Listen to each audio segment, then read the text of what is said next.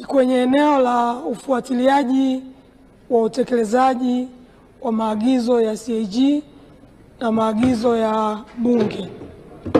Mheshimiwa, sisi wabunge ambao tumepewa dhamana ya kuwa wajumbe wa kamati ama za PAC ama za LAC ambazo tunafanya kazi kwa niaba ya Bunge, kwa mantiki ya kwamba tunafanyia kazi taarifa za mkaguzi mkuu wa hesabu za serikali ambazo anakuwa amezileta.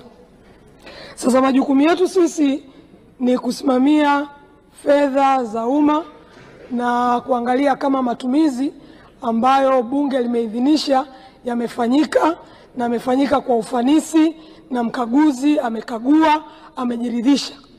Na kama kuna changamoto ambazo zinahusiana na wizara, idara na halmashauri zetu,